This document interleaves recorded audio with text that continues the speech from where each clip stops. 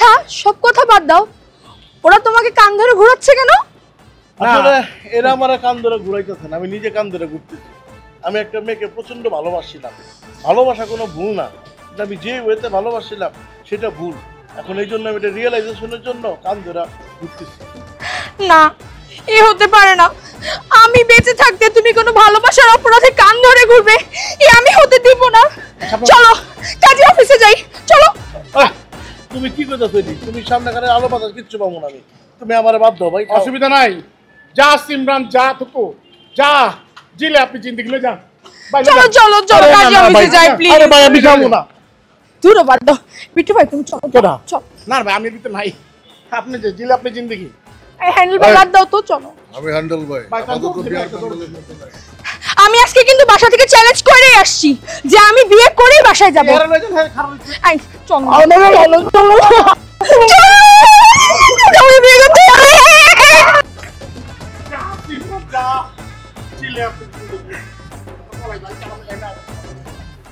দিশা, শুধু তোমার জন্য অনেকদিন পর এই ড্রেসগুলো বাইর করছি।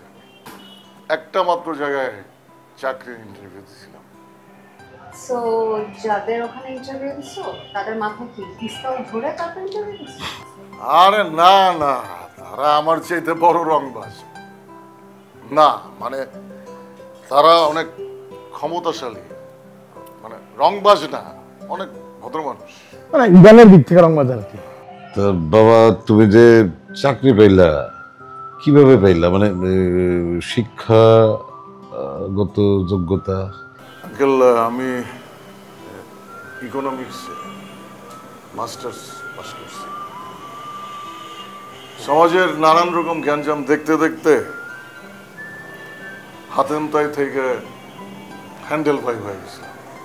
কিন্তু দিশারে দেখার পর থেকে আমার মনে হয়েছে আমার আসলে হ্যান্ডেল ভাই থেকে হাতেমতাই হওয়াই খুব জরুরি। আঙ্কেল আমিও কিন্তু শিক্ষিত, ইংলিশ অনার্স। কিন্তু আমার বয়ফ্রেন্ড আছে। হ্যাঁ সে তো 3 ঘন্টা আগে ঢাকা শহর ছেড়ে চলে গেছে। মানে দিশা কিছু মনে করো না, আমি ওই ছেলেটা সম্পর্কে অনেক খোঁজ খবর নিয়েছি, ছেলেটা সুবিধার না। আর ভাবে একলা যায় নাই, আমি যাওয়ার সময় পলিথিনে করে দুটা গ্যাস মেরে দিছি, বুঝছেন না? যখন মনে করেন গ্যাপে গুপে শুনবো ওখানে যাবো। তুমি হাসতেছো বাবা, ওরা ফয়সালকে শহর থেকে বের করে দিচ্ছে। খুব ভালো করেছে, খুব ভালো করেছে। আমি তো খোঁজ নিয়ে দেখেছি, ছেলেটা তো রীতিমতো একটা লম্পট, দুশ্চরিত্র, ফালতু, ফাজিল। ভালো করেছো তোমরা। থ্যাংক ইউ আঙ্কেল, আমি অনেকদিন ধরে দিশার মুখে একটা ভালো কথা শোনার জন্য অপেক্ষা করছি।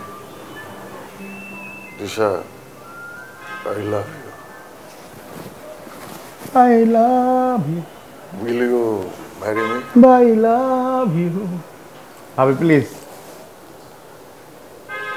ভাই লাভ ইউ।